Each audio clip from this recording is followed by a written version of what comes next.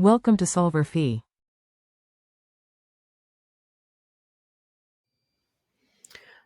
So we're going to be talking about a hospital dietitian is planning special diets, and so there's three different food groups.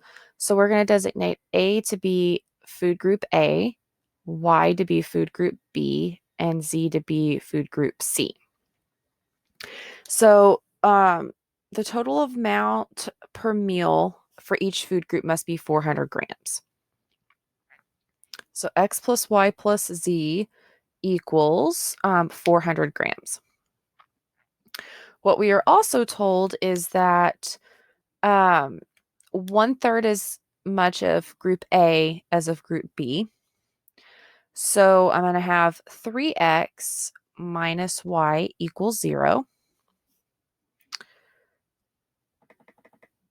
And then finally, we have group A and group C should be twice the amount of group B.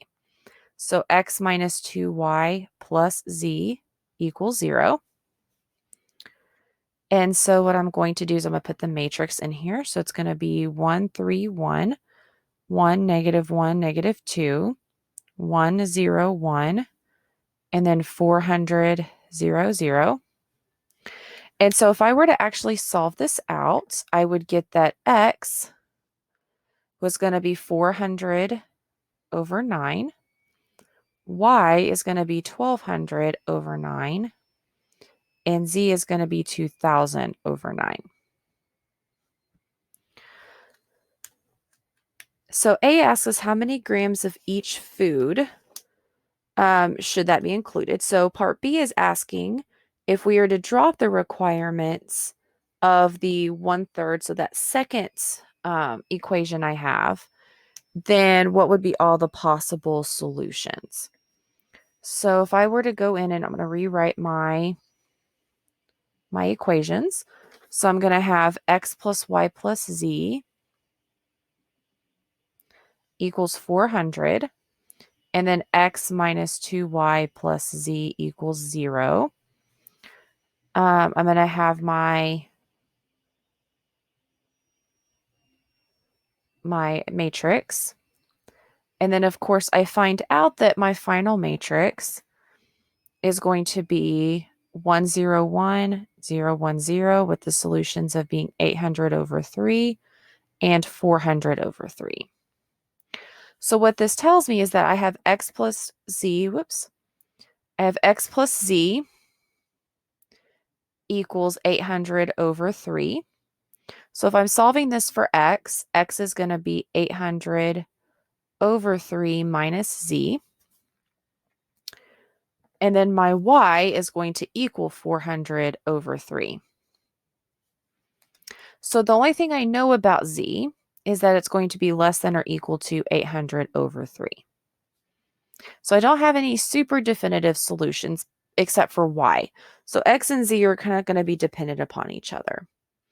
And then, of course, for part C, says suppose that in addition to the conditions given to the original problem, we have an extra equation. So if I go here for part C, I have my original equation, my original three equations, because we're going back to part 1. And then I am told that it costs 2 cents per gram for the first set, 2 cents for the second one, 3 cents for the third one, and it cost a total of $8. So now I'm going to have a 4. So 1, 3, 1, and I'm actually going to multiply each one of these by 100 on the last equation only, just to make the calculator work just a little bit easier to type in. So when I do this, what happens is I get a matrix that looks like this.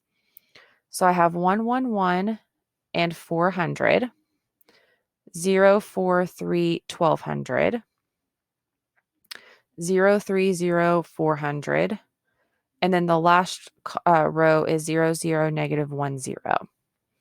And so I cannot have, that